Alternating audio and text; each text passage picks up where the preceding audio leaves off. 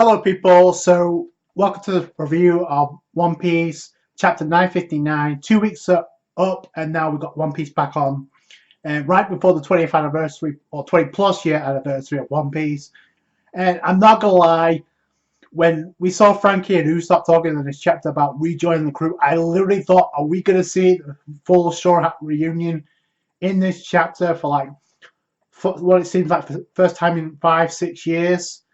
It would have been appropriate considering how close we are to the 20th anniversary, but they didn't do that. So we have to wait for that. Not a problem. Capone and Chiffon on the cover page. Apparently they're still in Dressrosa. I don't know what purpose that serves unless they're going to meet with somebody relevant. Because at the beginning of the chapter, you literally have Oden narrating, or the narrator saying, let's turn back the clocks and go back in time to figure out what the hell happened, why the samurai were pretty much abandoned, it seemed like, but we know that's not the truth, and this chapter explains it, what happened. So first off, we have 2 days before the final battle. 4,200 strong were confirmed to be alongside the allies, the Straw Hats and the samurai, but then Frankie goes around and says it's ready to board 5,000. So there's a big emphasis on the ships here, and it proves very crucial during this chapter. So, like I said, we have Frankie and Usopp who are helping out with these ships. They got the jobs done. Let's go kick the 100 Beast Pirates' ass, which I like this coming from Usopp because usually he'd be the one to run away. So I'm hoping what this does, number one, it gives the Straw Hats a chance to shine in 1v1 fights in Onigashima. And number two, we get to see each of them shine, or with the exception of Sanji, Luffy, and Zoro, they need to get power boost. Pretty cool to see. But then we go to Hyogoro. They're like governing the weapons for the allies. You got some of them carrying swords and cannons. So we go over to Amigasa village, the Braided Hat village of Tama's village, and they're putting, well, I guess they're putting battle armor together by Straw. So that's pretty cool, the part of Hitetsu and Tama to give them the armor to fight in this war. It looks sick, I won't lie. And it does remind me of Luffy when he put the armor on in Thriller Bark, but it was too heavy for him to wear. But you have Carrot in the background saying you look cool. You have Chopper, Brook, and Luffy. You know Usopp would be right in there if he was there. And even Luffy said that. Usopp would love this. And I love how Robin says you look like a trio of Beatles. Speaking of Usopp, that might have been a reference. And then we have the Sanji and Zoro interaction. It's been too long since we've gotten any interaction between the two. So Sanji teasing Zoro about him out, and Zoro literally gets triggered by this because he cuts the mountain with Emna. So it's funny to see those two back in action again. Nami's like, cut it out, you idiots. So it's typical Zoro and Sanji interaction.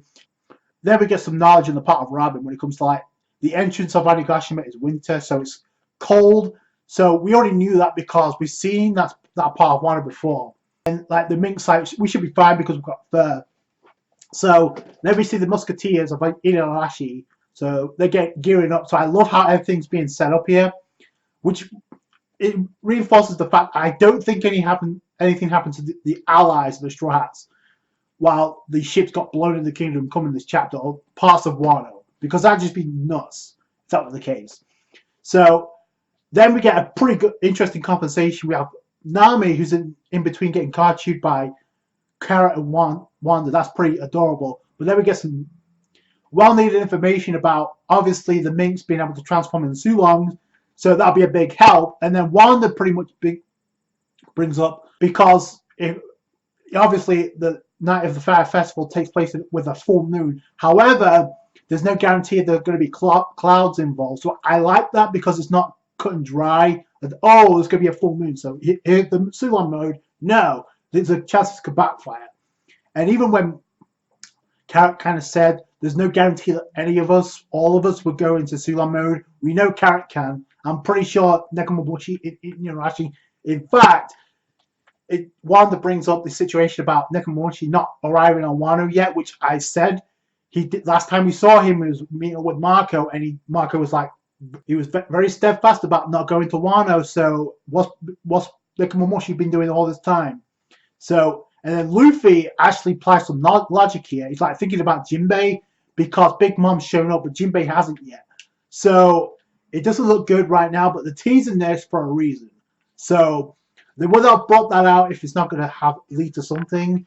We get a flashback panel of when Jinbei said, "Leave the last ones to me." Luffy saying, "I'm your captain now, so make sure you live no matter what. We'll meet you on Wano." And I love how Zoro's like, we'll welcome him once he gets there. He's alive, and if he's alive, he'll still come. He'll be there. So my question is, okay, is setting up a Jinbei return on Wano?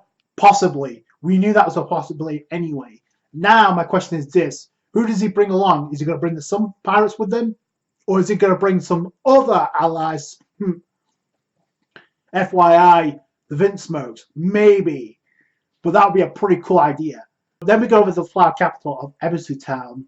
We go to see Hold'em, and he's terrorizing kids because he's trying to get some information out. Preparing for the raid. That is a reason about stealing our food. So some of the underlings are like we need to keep this information. That's why Hold'em's interrogating these people. And Asuru tries to calm the situation down. And she's like, "I'll show you, but you have to promise not to lay a hand on these people." It doesn't look good for Asuru right now because knowing Hold'em and his reputation and him getting one-shotted by Luffy might cause a problem. And remember, Batman heard Asuru talking about the Kozuki clan in the beginning in Wano Act 1. So that may lead to Asuru being kidnapped. So, and I think that's going to be a reason for that. I'll mention it in a minute. But the cool character development for Asuru says, the moment I saw Kiku Nojo, I had a feeling that Kinemon, you were here. You returned. So I won't come looking for you, but bring back the country of Kozuki. So that's pretty cool. So she knows the situation. It's kind of like Hiyori said. I'll wait to reunite with Momonosuke. Both, she may get kidnapped, but I think something's going to happen to Suru. Colleagues, like saying in Korea, saying, "Don't cover for us, we'll be okay." And it immediately cuts to like the day before the final battle. Before there was 2, now it's just a day. So, and then we see some Zoan type flyers around shooting at the Curry Beach. So we see a shot of the Sunny, right? And it immediately cuts to another panel. We don't get to see what happened to the Sunny. I don't think that thing got destroyed, and I'll tell you what. And I knew this was going to be a problem because I mentioned it when it happened in the anime. Like leaving it on Curry, and Luffy says, "We'll come back for you." But we've seen this before. We saw it in Whole Cake Island when it was teased that the Sunny was destroyed by a cannon shot from the Big Mom Pirates. I don't think, and given the fact that Usopp said we'll reunite on the Sunny, I don't think that's destroyed because it immediately cuts away and we get to see something else being destroyed. But this goes part of Orochi's plan as a strategist. He's like blowing parts of the bridge, the canoe connect the harbors together so they can't have any chance of getting to Onigashima. The ships are on fit to sail. That was Orochi's plan. Confirm the existence of the samurai, but if they do exist, I'm gonna have the chance to get any revenge. So it's weasel-handed, it's underhanded at one point, but at the same time, it's pretty damn smart. And this is where we go to the present day, where we see the samurai, and they realize the situation. Again, we don't know where the Straw Hats are right now. There's been a 2-day time skip within this chapter. So, and we may not find out until after the flashback of Kozuki Oden. That's probably a good idea. But regardless, I'm pretty sure some of the allies and the ships are gone, but we don't see the samurai, right? So I'm pretty sure the samurai are not there. That's first up. Secondly, the fact that Kinemon said, like, this, we're going because if we don't, we let this one chance slip, we won't get another chance at this. We can't wait another year because this ruse won't last this long. So they're applying logic even though it's suicidal. The one thing to note here, I mentioned this about Asuru. She could be kidnapped by Hold'em. It's definitely a possibility. And given the fact that he kind of teased like something happened to Kinemon, and he's definitely going to Onigashima, right? So maybe this could be a situation where they reunite, but maybe they reunite in Onigashima and it leads to Kinemon saving Asuru. It would make sense.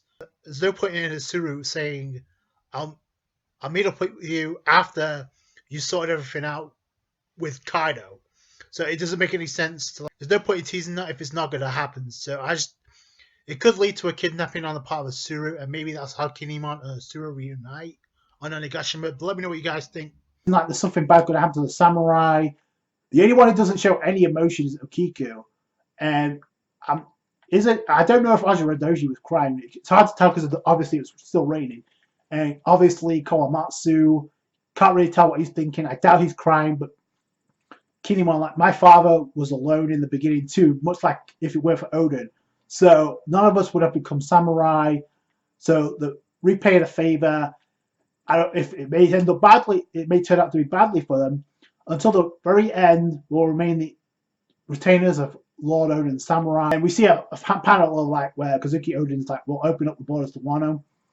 Then we go 39 years into the past, into a flashback. So this may finally get some answers resolved about Kozuki Oden. But once again, Oda teasing the design with the silhouettes. So Silhouette Oden is still a thing.